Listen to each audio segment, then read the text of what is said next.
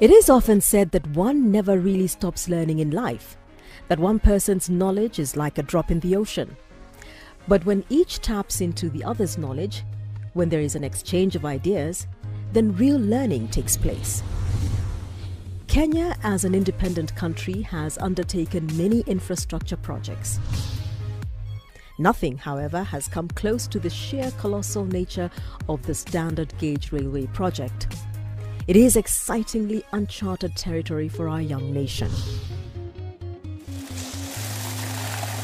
Construction of the SGR line is being carried out in two phases. Construction of Phase 1 of the Standard Gauge Railway between Mombasa and Nairobi commenced in 2014 and is due for completion by the 1st of June 2017. The second phase will take the railway from Nairobi to Malaba.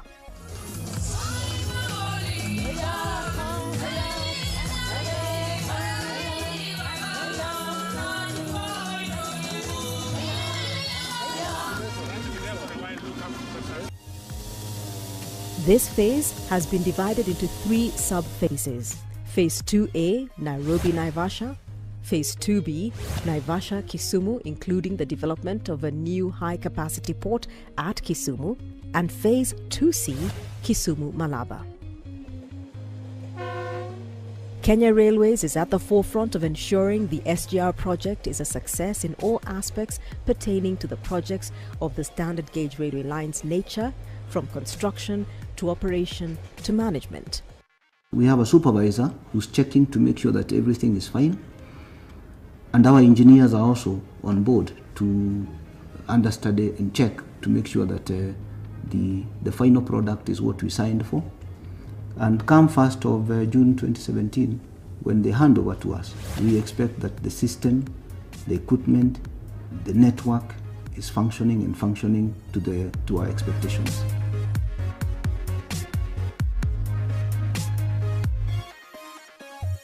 However, the construction relies mainly on Chinese engineers and other Chinese professionals.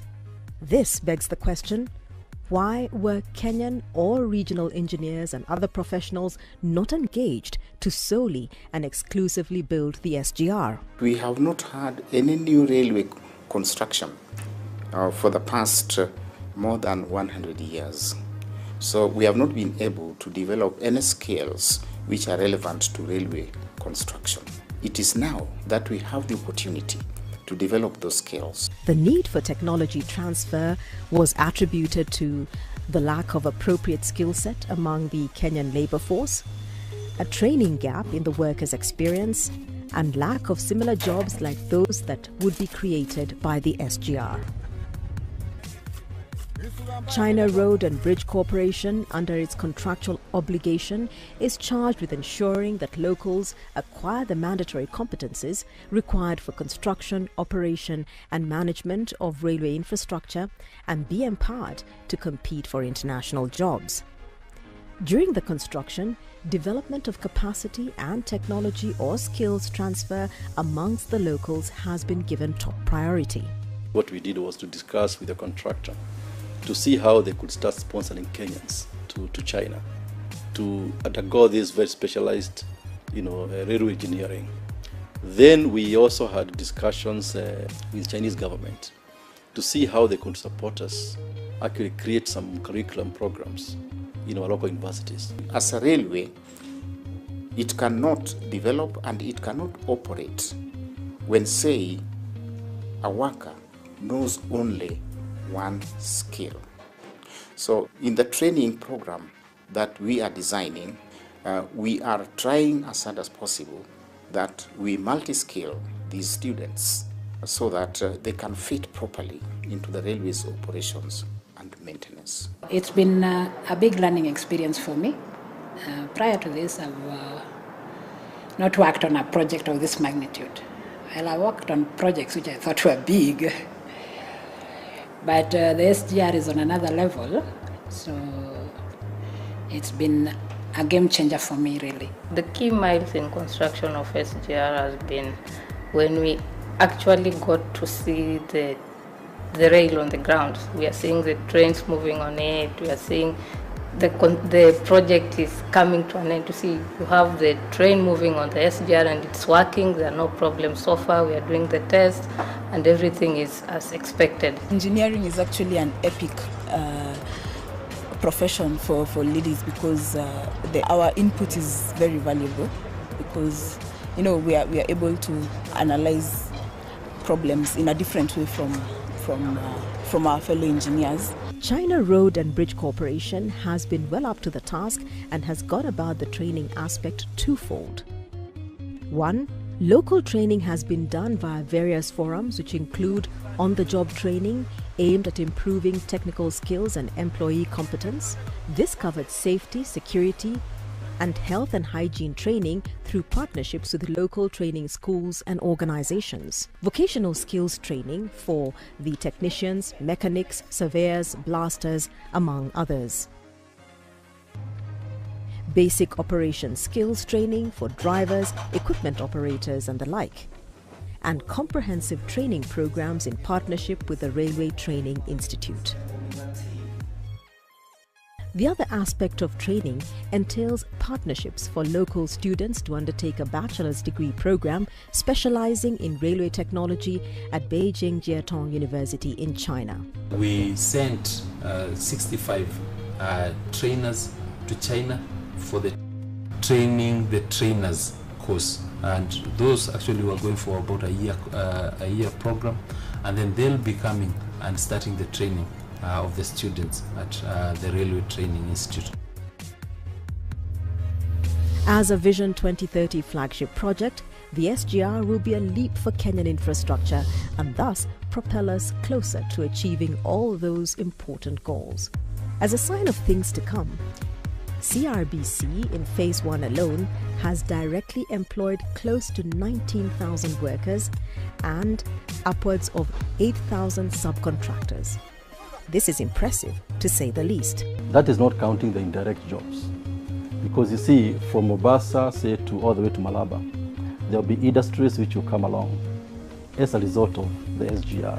Kenyan businesses are supplying to these businesses which are coming off the railway. The SGR was envisioned as a project for Kenyans by Kenyans. To this end, through the 40% local content directive, the CRBC was mandated to ensure that the project facilitated technology transfer or skills transfer and local capacity building. It's really a progressive initiative by the government because it's the first time that the government has specified a minimum local content for a project. This is good news for products made in Kenya, for the development of the local industry, and as Bamburi Cement, we are definitely very supportive of this initiative. Let's look at the role the Railway Training Institute will play in technology transfer. RTI, the Railway Training Institute, is going to be a huge pillar, not just for Kenya, actually, for the region. We've actually been set it aside as a regional institute of excellence. The Railway Training Institute, which is the oldest practical railway training institution in the region, is playing and will continue to play a central role in getting skilled and professional manpower ready for the standard gauge railway operations. The Railway Training Institute will be charged with railway skills development in the country and has been at the forefront in ensuring railway technology is passed to the local market through the introduction of SGR-related courses that would see locals gain requisite skills for SGR construction, operation, maintenance and management.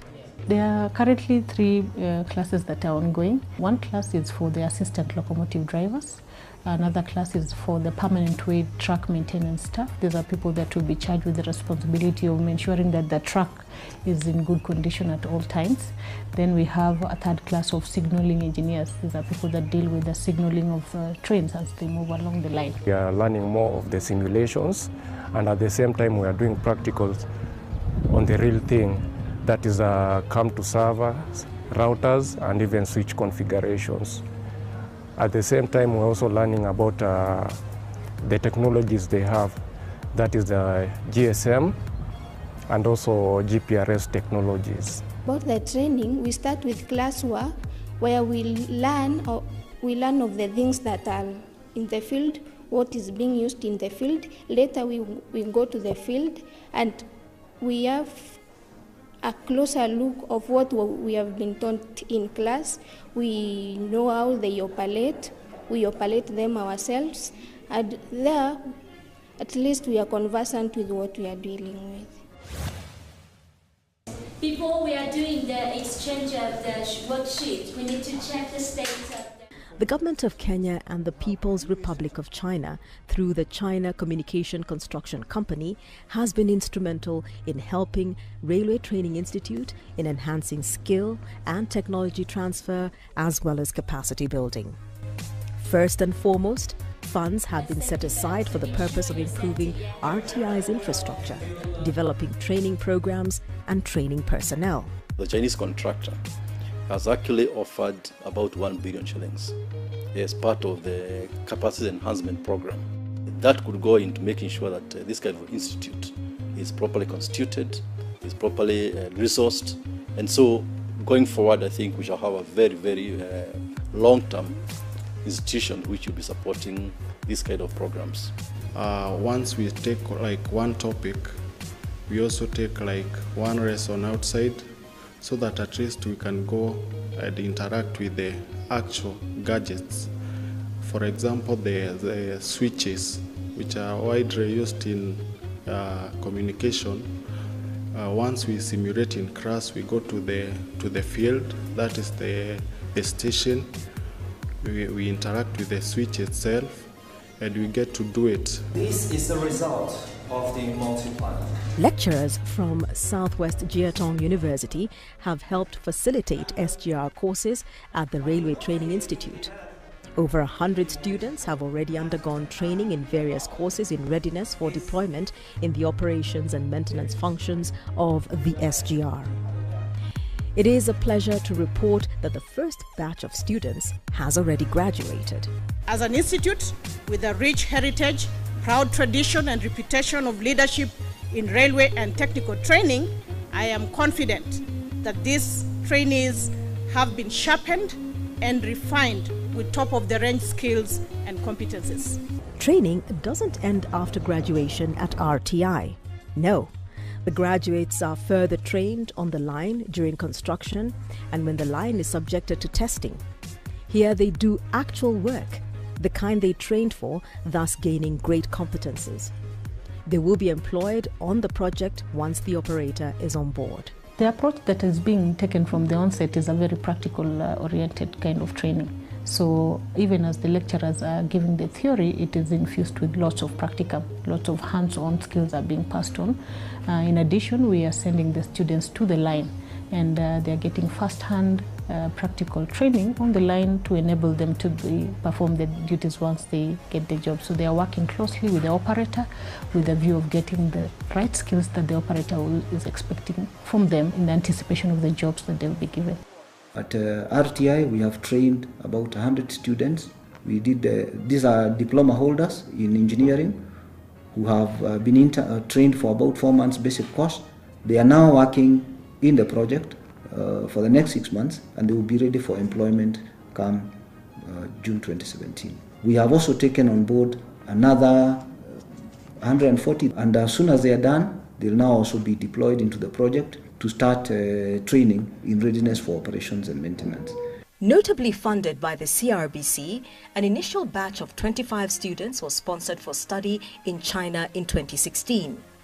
They are studying railway engineering and operations at the Beijing Jiatong University. The course entails specializing in design and construction, signaling and communication, operations and maintenance. Another group of 35 students was recently commissioned at the RTI for the same course. It is indeed another great moment as we are here to bid farewell to the second batch of 35 Kenyans scheduled to leave Kenya at the end of the month to go to the same university in China. In addition to this, CRBC facilitates on-the-line training for local workers who include masons, carpenters, drivers and electricians which allows them to apply any new skills learned and which they will ultimately use in future rail operations. The feedback on this is positive. Nina miaka miwili kwa SGR. Ninafurahia. Jambo la kwanza, nilikuwa sijafanya hizi kazi za Wachina ambazo hizi kazi za barabara kama hizi slope protections, drainages. Hiyo ni skill mpya nimepata. This initiative aims to provide a comprehensive path for technology transfer, improve local technical levels, as well as maintain skilled manpower for the SGR project. It is crucial for the sustainability of the project even in years to come. It is important to note that the training of locals, amongst them engineers, contributes greatly to the government of the Republic of Kenya's effort to tackle the problem of unemployment in the country. It is entirely possible that some of the trained locals may turn out to be employers themselves in the near future. Through this training and technology transfer, Kenya will be in a position to export labor once the line moves to the other East African countries. Such institutions to collaborate with the Chinese contractor to create dedicated programs and curriculum for Kenyans wanting to do this kind of specialized training. With that, then we shall even be providing services to our neighboring countries when they start doing their projects. And so we shall be exporting labor. Technology transfer during the SGR construction is in line with the second summit of China-Africa Cooperation Forum, where it was agreed that in the next 3 years, as part of the contract, Kenyan students would benefit from sponsorship into various universities in China, students who would then return to their country to operate and construct the remaining parts of the railway line. And working with China, who's a contractor of this railway, then we believe that they'll gel in very well and we'll be able to upscale in a very significant way in the next 4 to 5 years our ability to operate, maintain railways, and also undertake our own developments going into the future. So, what role is the SGR consultant TAEC playing in spearheading the capacity building and training aspect of technology transfer amongst Kenyans? Capacity building and technology transfer entailed many items in this particular project. One was to train some senior managers of Kenya Railways. Others were to train some junior managers who are engineering graduates of Kenya Railways, and also to train people on operations and maintenance as well. TAEC has put up programs in place. This has entailed training of the supervisor, training of the trainers, and this involved in April 2016. The supervising team on this SGR were taken to China, and we were trained on the railway maintenance, construction, design, operation. First is to get the engineers who have worked in railways, then get also young engineers who have really no or little experience in railways, so that together we can train and we can look at the new technologies and look at those procedures of manufacturing locomotives, so that we can have a continuity even when we are gone. TAEC had a mode of training whereby KR engineers and TAEC apprentices had a 2-week training session in Kenya, during which experts delivered lectures and practical sessions on the Mombasa-Nairobi SGR project. It was a good experience. I learned a lot technologically, and I think I gained a lot from them. The technology used here is up to date, the latest softwares. The locomotive's performance is up to standard. Thereafter, a second phase took place at Beijing Jiatong University in China and entailed visits to relevant forums to broaden the professionals' understanding of topics of concern as regards to design, construction and management of railways. The training is on design, construction and management of railways and chiefly SGR projects. By being exposed to aspects of design, construction and management of railways, the professionals can be called upon for future railway development by Kenya Railways or other entities who will or may participate in railway development and operations. And has the technology transfer been effective? The engineers from Kenya Railways and for the consultants who are locals actually participate on each and every step of the construction. In the process, they learn a lot. What you will realize is that for this construction to take place, there are a lot of labs scattered all along the railway line. These labs are fairly complex. They have got the state-of-the-art equipment.